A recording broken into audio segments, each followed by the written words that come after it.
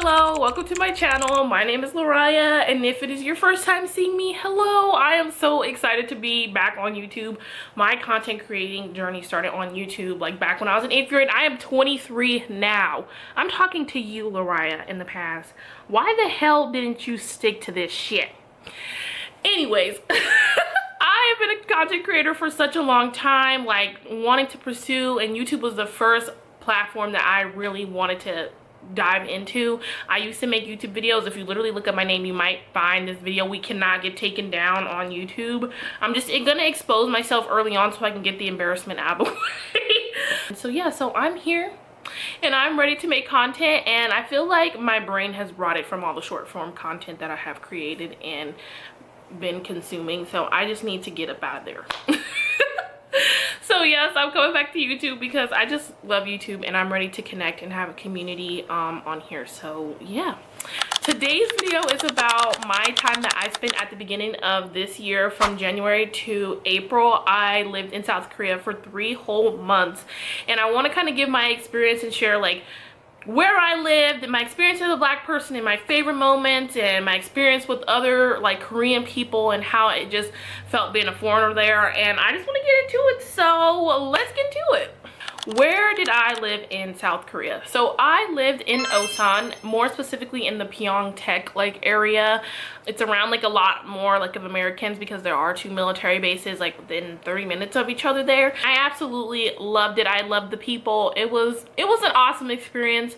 I do want to get into something really quickly. People glamorize things that they see on TV or things that they see online and stuff, and it can be very hurtful to the communities there, because you go there with these like expectations, and when they don't pan out the way you want them to, you kind of paint this negative light, and then you kind of spread that around, kind of spread that information around. So yeah, I just want to say, like, if you're going to go to a new place, just go with no expectations. I lived with my fiance. I went out there to be with him for a couple months, but I had moved back home because it was just going to be like a year apart from each other, and I have a dog, and it was just easier. And I didn't want to uproot the dog and take him to a whole other country for like a year, and the process and the money and all that stuff, when I could stay in my mom's house and grind and make money and save my money and be living rent free. So that was my idea. That's what I was going to do the whole year that we were apart. I moved there in August, and I secured a good job through a connection, and I was miserable. I was miserable there, and I had to get the hell up out of there. And I was like, damn, like I told him that I would just stay and just be just like complacent basically, and I just couldn't. And I knew myself, and when that all went down, I had decided, okay, like maybe I do want to go stay with him for a few months. I was about to graduate college in December 2023. Like nothing was holding me back. Like my family agreed to take care of my dog for the 3 months. They said yes right away, and I never went on one of these trips in college because I was broke as hell, because I had to pay for my dog, I had to pay for my own apartment. Like I only had money for him, the apartment, food, and the other bills that pertain to him. So I went to Korea in January of 2024. I didn't know I was gonna move there for 3 months until October 2023. If you go to Korea and you're an American citizen, you can stay there for up to 90 days with no visa. You don't even need the KETA visa. And I was able to stay there, and yeah, I didn't have no problems when I went to the airport to come home. I just had to do an extra security check, and that was it. Sorry, I have it written down because I have short-term, long-term, all the term memory loss. So pray for me after 50, guys. All right. How was my experience in South Korea as a black person? I have heard so many stories, obviously, about people having bad times, good times in Korea.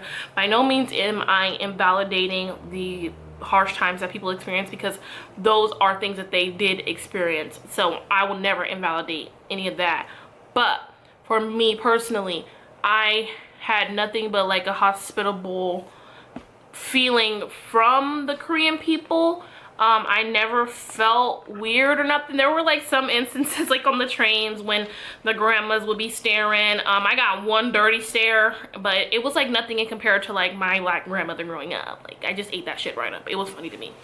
And that was like the only thing that I experienced. I didn't experience, no one was trying to take pictures of me.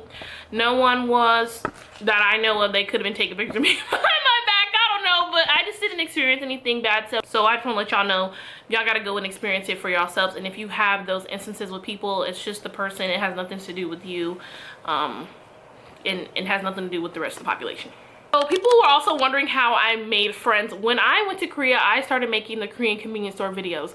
My first week of making the Korean convenience store videos, I got a video that had hit 1 million views on TikTok. It is still to this day my highest viewed video on TikTok. People recognize the area that I was in. The first girl that I ever became friends with through TikTok, her name is Anna, and I love her so much, and she just commented and said, like, gave me some suggestions about like places around like where I was living at, and I was like, oh shit. So then like we just started DMing each other and we started hanging out, and that was like my main when I was in Korea. Like, I'm literally trying to get back there because I miss her so much. Like, she was my main. So we ended up meeting another spouse that was a bartender, and she became part of our little groupity group, and we were just like a cute little groupity group for a little bit. I had got food poisoning, and I'm one to believe in bad omens, one to believe that if something bad happens before something big comes or something that you've been anticipating, that sometimes it can be a sign for what's to come. And don't always think like that, you know, it's just me.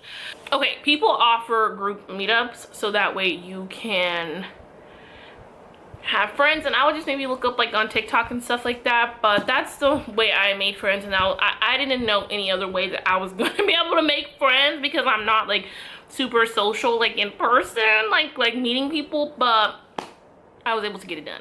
And a lot of times people are looking for friends too, so just be open-minded and don't be upset if things don't really work out the way you want. It's okay. Your people will find you. They always say that, but it's true. But the first girl that I ever met when I was in Korea, I got food poisoning when I got on the plane in Korea.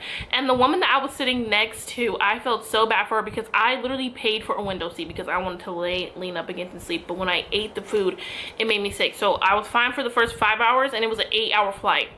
The first 5 hours I was fine, and then at the end, the tail end, the 4 hours, I was sick as a fucking dog. And I felt so bad for her. I had to ask the flight attendants, like, because it wasn't a super full flight, thank God.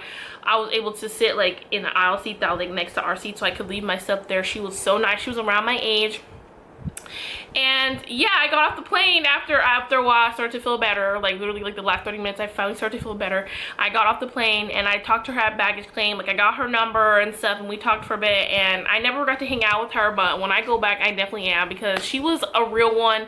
I owe her. So the fact that I didn't get to see her the whole time I was there was just sad, but I owe her for real. I don't know what I owe her, but I owe her, so thanks, girl. Love you, me. So a lot of people want to know how I was able to save up a lot of money to be able to move there, and I saved the money so that way I could move there and I wouldn't have to be employed, because when you're on those visas, you have to have a specific visa in order to be able to work, and I was only going to be there for 3 months, and I just wanted to vibe because I had been working for years and not being able to have fun for years, not being able to go on trips like my peers and stuff like that. So I was done. I was like, I need a break from capitalism and society. I need to save my money, and I have this perfect like opportunity that align it. And this is like one of the times where I do thank myself for taking advantage of opportunities that I have, because I don't do it often. I often miss out on things, and I often like fuck up, like how I was talking to myself at the beginning, like, you should have continued with your content creating journey back in the day. But it's okay, like, I have to be willing to move on if that's the type of person that I am.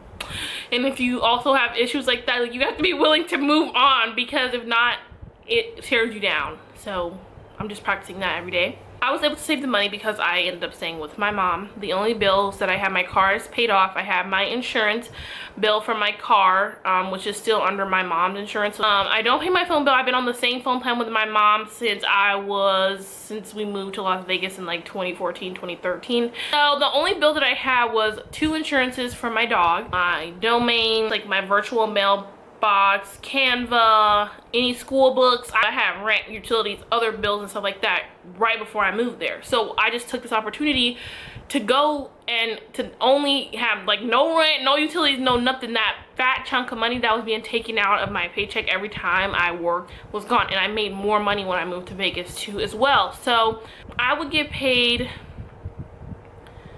like $2,000 or $3,000 a month. I was saving like $700 or $800 a check, living off like $200 to $300 for every 2 weeks. So that's how I did it. I pinched. If you're in a position where you can really pinch and squeeze for money, you should. It is a extremely hard task. I will be doing something, releasing a savings guide soon. I did have one on my Lemonade. Check the description. I'll maybe leave a note if I did or not. But it's really hard to live like that, especially when you haven't lived like that or you don't typically live like that. Like, give yourself some grace if you're gonna be saving a large amount of money and it's difficult and you have time. Give yourself some grace because it is hard. My favorite moments, I'm gonna put pictures up and stuff, and favorite places that I've been to, and I will leave in the description a free 7-day itinerary to Seoul. So my favorite experiences I had were going to like the COEX mall. I spent 2 days in Seoul. I've been to Seoul multiple times, but like stayed the night there. But they had just built a new one. I had got there on the 17th. They had opened one on the 26th of January. Near my house in Suwon, which is another city that I absolutely love, that I think that is second to Seoul. That's where I went a lot more than Seoul, so that's why I feel like I'm more in favor of it. I went to the Starfield Mall in Suwon. That one has the most beautiful library ever on this earth, on this planet, that I've ever seen. And then another favorite place of mine were just like the eateries like around there. I went to the Bukchon Hanok Village. I went to the Namsangol Hanok Village. Those are my favorite. We went to the Bukchon Hanok Village. I always have a hard time saying that. I'm so sorry. We went there at 7 o'clock in the morning. We just tried to decide between going there or going to Cafe Onion, which is another popular cafe out there, probably the most popular cafe out there in Korea, because it's like a traditional building and they serve like traditional Korean like desserts and stuff like that, and people absolutely love it. I'll also put up a list of other places on the screen, but yeah, I wanted to just wrap up the video and say thank you guys so much for tuning into my first video. I am so excited to be back on YouTube. I'm gonna be probably making like 3 to 4 YouTube videos a week. I have a work from home job. I'm working on my LSAT. I'm working on my traveling and my content creation, and I just have a lot of things I want to share, and I wanted to get back more into long form content. So I'm really excited to be here. I'm really excited because I hit 200 subscribers. And yeah, I'm just overall extremely grateful to have been able to live in South Korea for those 3 months, and so I'm really excited that I got to share that with you guys. And yeah, so thank you guys so much. I love you guys so much, and I'll see you guys in the next one. Bye.